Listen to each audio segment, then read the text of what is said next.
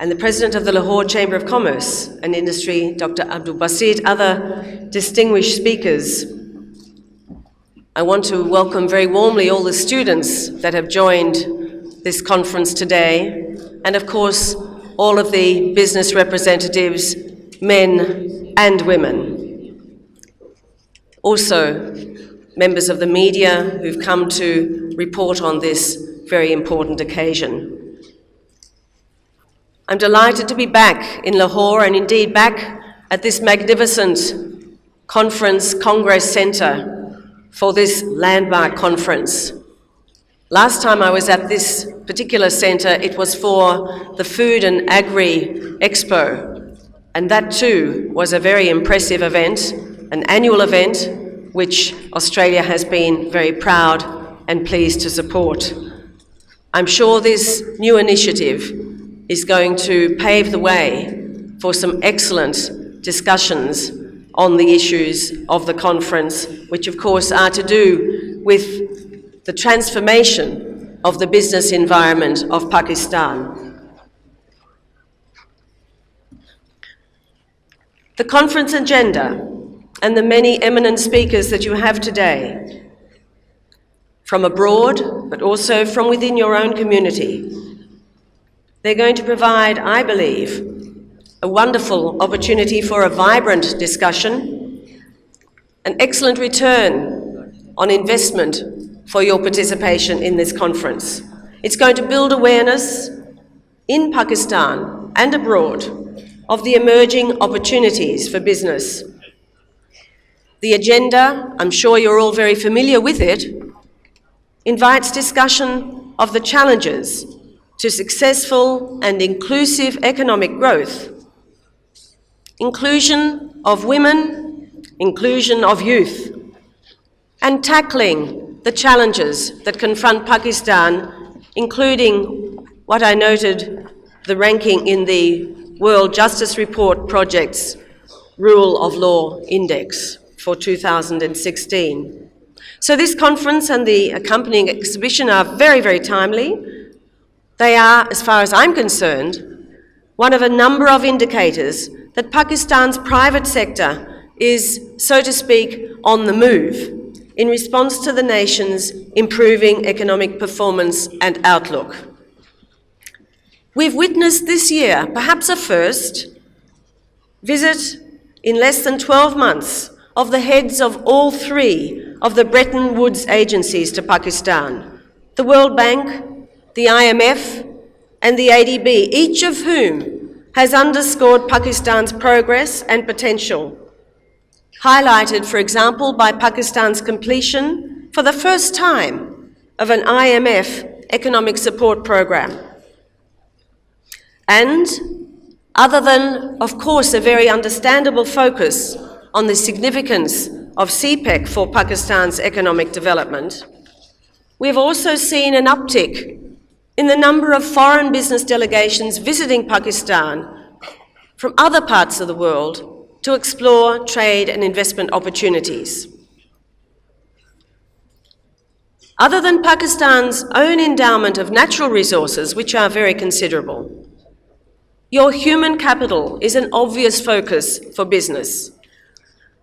Pakistan's youthful demographic and growing middle class in a nation already sixth amongst the nations of the world in terms of population, represent an exciting growing market, but also great potential as a hub for innovation.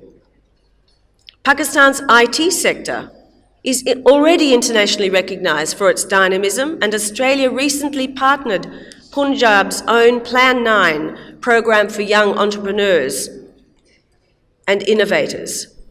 I've noticed, in terms of other international companies coming in to be part of this exciting phase of Pakistan's dynamic development, the announcement by Renault that it will be manufacturing cars in Pakistan. I've noticed the acquisition of the Engro food company by a leading Dutch firm. These are further indicators of Pakistan's widening appeal to the international business community. There are other signs too of growing international confidence in Pakistan's business potential. Moody's last month's upgrade of Pakistan's credit rating to B and stable.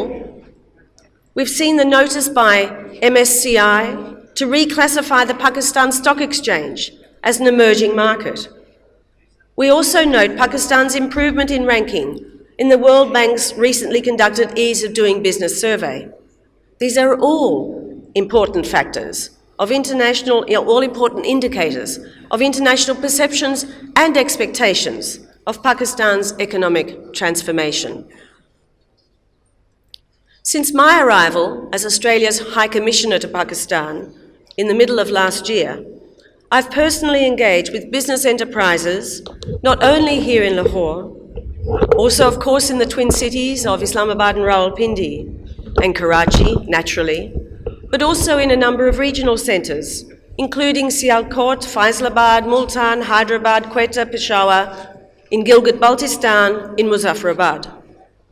In all of these centres, I found a strong culture of entrepreneurial thinking, especially in the younger generation, suggesting that Pakistan can be a source of solutions to the economic and environment, including pressing climate change challenges, which are confronting the global community, and also for Pakistan to build business opportunities for its own companies in this collective effort.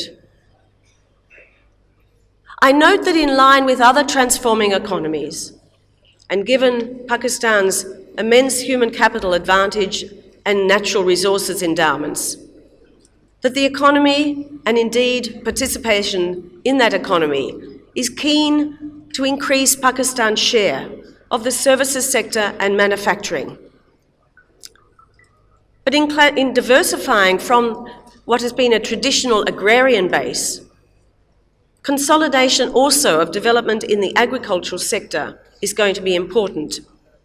Agriculture employs some 45% of Pakistan's labour force, and agriculture is also the sector that employs the majority of working Pakistani women.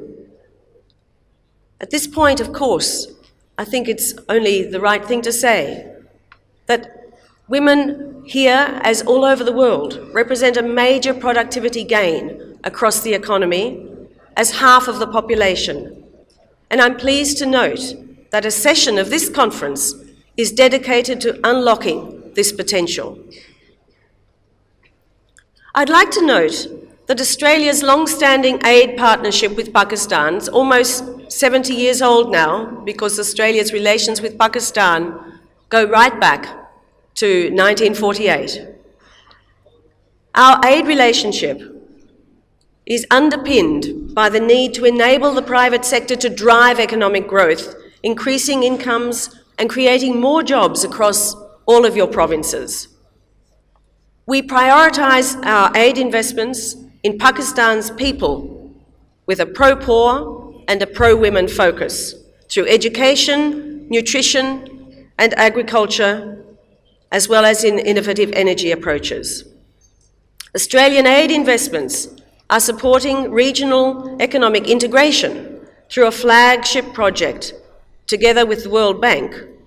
We're working on sustainable water resource management. As I mentioned, also access to clean energy for industries and for households. A long-standing element of our aid Pakistan, working closely with your government and other partners, has been to support the agriculture value chain, research in high-value horticulture, including pulses and dairy and meat, together with Pakistani agricultural scientists. To support the private sector, we work closely with farmers and with business through our market development facility in the leather and the dairy and horticulture sectors. Our aid program for a decade long supported the mango industry, which has resulted in a stronger export performance for this magnificent Pakistani fruit. It's almost, I would say, an ambassador for Pakistan, the mango. We are very, very happy to have been part of that particular transformation. We are also uniquely placed to support Pakistan's effort at both federal and provincial levels to address Pakistan's urgent water issues. Both of our countries are water challenged. Both of our countries dearly need sustainable approaches to water management, not just for agriculture, but for industry, for the natural environment, and indeed, of course, for urban and our own human needs. So in addition, I would like to note to a business audience, in addition to our long-standing aid and research partnership, for the business community to note that there are over 1,000 Australian companies providing advice and technologies in this critical sector.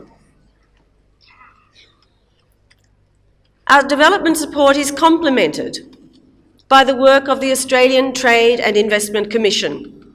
For example, through our business partnerships with Pakistan, there are now over 70,000 Australian dairy cows happily producing milk for your consumption here in Pakistan. This number will continue to grow. I'm sure of this because these particular variety of animal, just as they are very well adapted to our climate, similarly are adapted to Pakistan's climate. This is also extending through the cooperation extending through the introduction of fodder and the development through this of bringing back into useful production already some 40,000 acres of marginal and saline affected land for the fodder production for the dairy and meat industries. Coming to the end of my remarks, I'd just like to briefly mention two further examples of Australian expertise which is being pursued in development and private sector initiatives to support Pakistan's economic transformation. All of us know how important affordable and reliable energy is to any economy.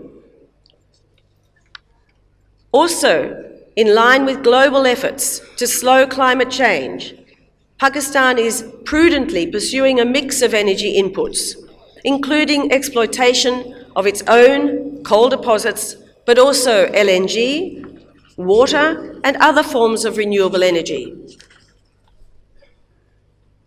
Australian expertise is being engaged in this core area also. Together with the World Bank and the International Finance Corporation, Australia is supporting expansion of renewable energy for Pakistan's population. And in an example of a public-private sector cooperation, Australia is a financing partner in the Infraco Asia's Metro and Gul Ahmed's innovative wind projects, which have only very recently reached commercial operability in Sindh. That's a particularly exciting project that I'm very, very proud of. More traditionally, of course, Australia's world-leading expertise at all points of the mining cycle has seen one contract to deliver mine safety training for a tar coal mining project. Obviously, strong safety protocols not only lead to more safety in the workplace and safety for workers, but they also lead to improved bottom-line outcomes. Underpinning Pakistan's transformation, and here we are with an academic and student as well as a business audience, an educated workforce, particularly for the young demographic that Pakistan is blessed with. Since the 1950s, Australia has been welcoming Pakistani scholars with our scholarship programs. We continue to do this, but in recent years, we have seen increasing numbers of Pakistani youth choosing Australia as a place to undertake academic studies. We now have in fact, 16,000 Pakistani students studying in Australia on their own account. We're also witnessing a growing number of agreements between Australian and Pakistani TVET, technical and vocational education training institutions, to equip the young people of Pakistan with internationally recognized qualifications, not only to service the growing employment opportunities here in Pakistan, but also abroad, greatly improving personal earnings, but also improving the level of remittance, knowing, of course, how important remittances are for Pakistan's economy. So clearly there's enormous potential for human resource development for Pakistan, from energy research, agribusiness, water management, mining, and indeed right through to tourism and health sector professionals. In closing, I'd just like to say that I look forward personally to higher levels of bilateral trade and investment between our countries, our two countries, and Pakistan's increasing trade and investment within its region and more broadly internationally. But on a bilateral level, let me say, I encourage the business communities of both countries to increase their knowledge of contemporary opportunities, of existing and emerging business opportunities in our complementary economies of Australia and Pakistan, drawing on our shared history, our extensive people-to-people friendly linkages.